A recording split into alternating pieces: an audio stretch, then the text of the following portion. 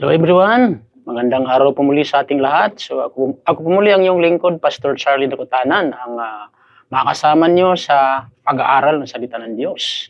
So purihin ang Panginoon at napakabuti ng Diyos dahil binibigyan na tayo ng pagkakataon para makapakinig ng kanyang salita sa pamagitan ng araw-araw na pagpapala broadcast. Amen. So sumandali muna tayong yumukot manalangin. Lord, thank you sa araw na ito. Pinagkakatiwala namin sa iyo ang kabuuan ng pag-aaral na ito ng salita. Let thy name be glorified, Panginoon, sa oras na ito, Panginoon, sa pag-aaral namin ng salita. Pagpala niyo rin po lahat na nakatune in sa oras na ito. In Jesus' name, Amen. Amen. So, purihin ang Panginoon.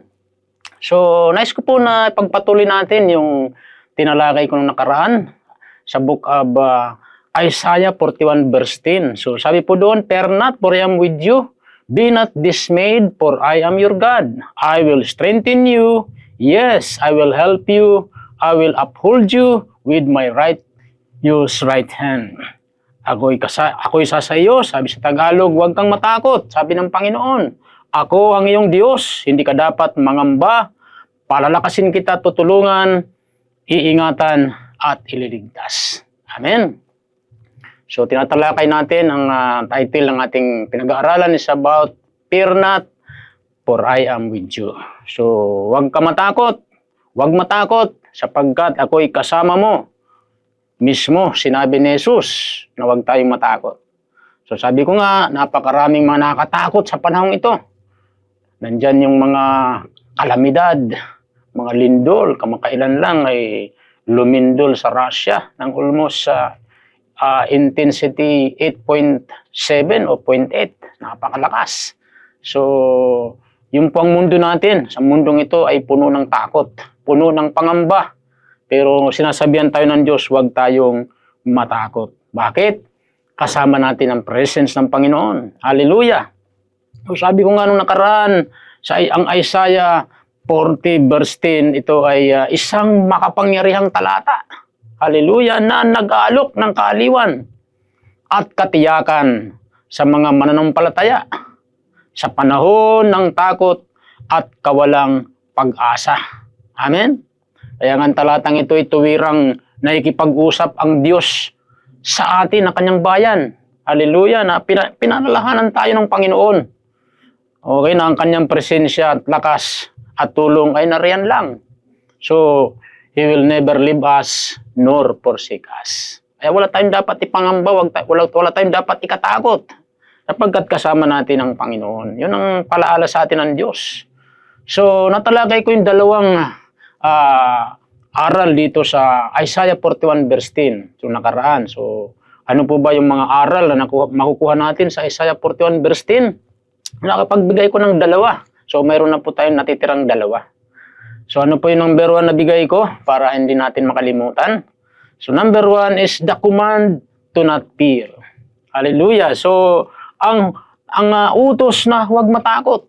So, ang utos na ito na huwag matakot, bakit tinutusan tayo huwag matakot? Kasi sabi ng Diyos, I am with you. Sabi niya, fear not, for I am with you. Isaiah 41 verse 10a. Amen. So, yung pong katotohanan. And then number 2 na ibigay ko po na nakaraan is about the assurance of God's presence. Amen? Kaya sinasabi ng Diyos, huwag tayong matakot. Bakit? Kasi tinitiyak ng Panginoon.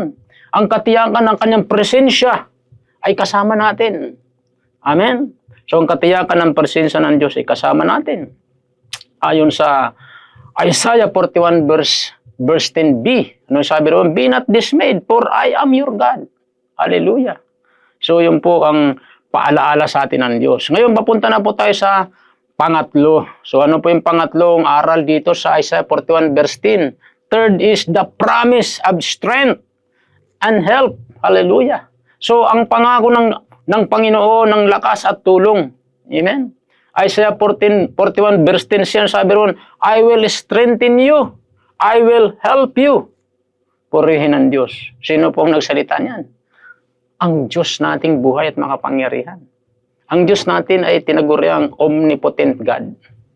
Omnipotent, that means the all-powerful God. Amen? Yun ang ating Diyos. Palalakasin kita, sabi ng Panginoon. Yun ang promise niya. I will strengthen you. I will help you. Hallelujah. Isaiah 41 verse 10c. Tagalog, palalakasin kita, tutulungan, iingatan, at ililigtas. Purihin ng Diyos. Triple. Ang promise niya ng Panginoon. Palalakasin, tutulungan, ano pa? Iingatan, ililigtas. Wow. So take note, God's promise to provide strength and assistance to His people. Nangako ang Diyos na magbibigay ng lakas at tulong sa kanyang bayan. Sino yung bayan ng Diyos? Ikaw at ako, ng mga tumanggap kay Kristo. Amen? So this assurance encourages us to rely on His power. Amen? Rather than our own. Hallelujah. Ang katiyakan na ito ay naghihikayat sa atin na umasa sa kanyang kapangyarihan sa halip na sa ating sariling kakayahan. Amen? So take note, in moments of weakness, hallelujah, we can trust God that will equip us to overcome challenges and fulfill His purposes in our lives.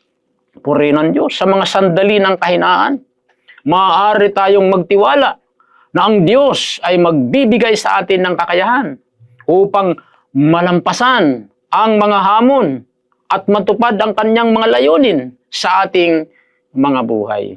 So, sa panahon ng ating mga kahinaan, nandyan ang Diyos. Ano man ang mga naranasan mong mga kahinaan, pagsubok, tandaan natin, ang Diyos natin ay Diyos ng kalakasan.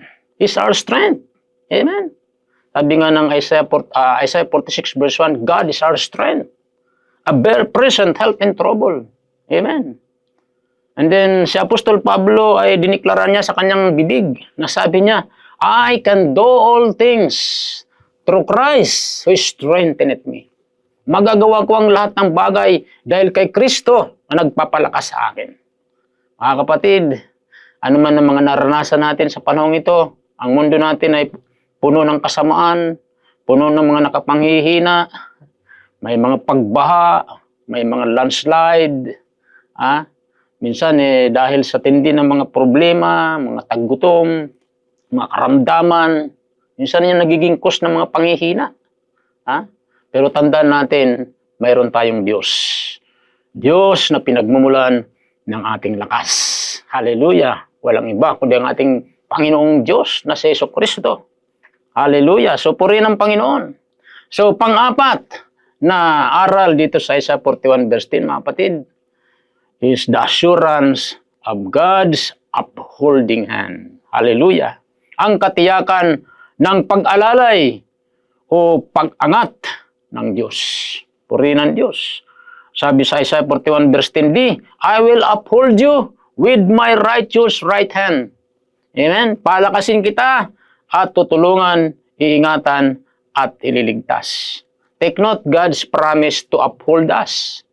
So signifies His unwavering support and protection. Amen? So ang pangako ng Diyos na aalalayan o itataas tayo, nagpapahiwatig ng kanyang hindi matitinag na suporta at proteksyon. Amen? So ang Diyos natin, nandyan po ang kanyang support sa atin. He is always available to help us. God is always available to support us. Amen? Purihin ang Diyos. Hindi ka man suportahan ng kapwa mo, ng kapitbahay mo, ng mga kapatid mo, pero nandyan ang Diyos. Siya ang susuporta sa atin. Kaya huwag tayong mag-alala. Amen? So, take note, the righteous right hand of God symbolizes His power and authority, assuring us that He will sustain us through trials. Amen? So, ang makatarungang kanang kamay ng Diyos, mga kapatid, hallelujah, ay sumasagisag sa kanyang kapangyarihan at otoridad na nagbibigay katiyakan na kanyang susuportahan tayo sa mga pagsubok. Hallelujah! Purihin ang Diyos. Yan po ang napaganda pong pangako ng Diyos na tayo susuportahan niya. Amen. Ang imaheng ito ay naghihikayat sa atin na magtiwala sa katapatan ng Diyos. Amen. at umasa sa kanya para sa katatagan sa mga mahihirap na panahon. Amen? Purihin ng Diyos. So ano man natin mga pinagdadaan ng pagsubok, akaranas tayo ng mga kahirapan, tandaan natin, mayroon tayong Diyos na willing tumulong sa atin. Willing sumuporta sa lahat ng ating pangailangan.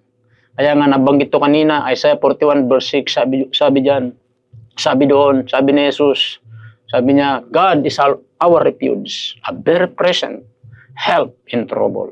Amen? Psalms 37 verse 24, ano sabi ron? Though he fall, he shall not be cast headlong, for the Lord uphold his hand. Amen? Kahit na mabuwal siya ay mabangon, pagkat si Yahweh sa kanya'y tutulong. Purihin ang Diyos. So, yan po ang ating Panginoon. Siya po ang tumutulong sa atin. Sa ating conclusion, take note, Isaiah 41 verse 10 serves as a profound reminder of God's unwavering presence, strength, and support in our lives. So, yun po yung Isaiah 41 verse 10. Nagsisilbing makapangyarihang palaala ng hindi matitinag na presensya, lakas at suporta ng Diyos sa ating mga buhay. Amen? So, ang mga aral na ito na ating makukuha dito sa Isaiah 41 verse 10, mga kapatid, mula sa talatang ito, ay naghihikayat sa atin na itakwil ang takot, yakapin ang Diyos. Amen? At umasa sa kanyang lakas habang tayo ay humaharap sa mga hamon ng buhay. By trusting in God's promises, so we can find peace and confidence knowing that He is with us every step of the way. Amen? So, sa pamagitan ng ating pagtitiwala sa mga pangako ng Diyos, makakahanap tayo ng kapayapaan, kumpiyansa na alam na siya ay kasama natin ng ating paglalakbay. Purihin ang Diyos. Yun ang ating Diyos. Ano lang kailangan natin gawin? Magtiwala tayo sa Kanya. And sure, sabi ko nga, ang mga takot sa buhay natin ay maglalaho. Amen? Purihin ang Diyos. So, ngayon, taas natin ating dalawang kamay. Tanggapin natin ang ating Diyos na siyang pinagmumula ng ating lakas. Sabihin natin maiksing panalangin na ito, Panginoong Diyos, na makapangyarihan sa lahat. Lumalapit ako sa iyo, nagpapakumbaba sa iyong harapan. Naniniwala ako na kayong aking Diyos na tagapagligtas, kayong aking lakas. Binubuksan ko ngayon aking puso, tinatanggap kita, Jesus, bilang aking Panginoon at tagapagligtas. Isulat niyo po aking pangalan sa aklat ng buhay. In Jesus' name, Amen. Ako na lang kung manalangin, Lord, thank you sa lahat po ng mga tumanggap sa iyo. Pagpalain niyo silang lahat. Lord, empower, Lord, ang bawat isa ng iyong kapangyarihan at patuloy palakasin ang bawat isa. Lord, we thank you. Lord, ng kayo ang Diyos ng aming lakas, Panginoon, at wala kaming dapat katakutan sapagkat ang presensya mo ay nariyan palagi, Panginoon. Kasama namin, O Diyos, saan man kami pumaroon. Lord, we thank you. All honor, glory, power belongs to you in Jesus' name. Amen. Amen. God bless sa lahat. Bye-bye.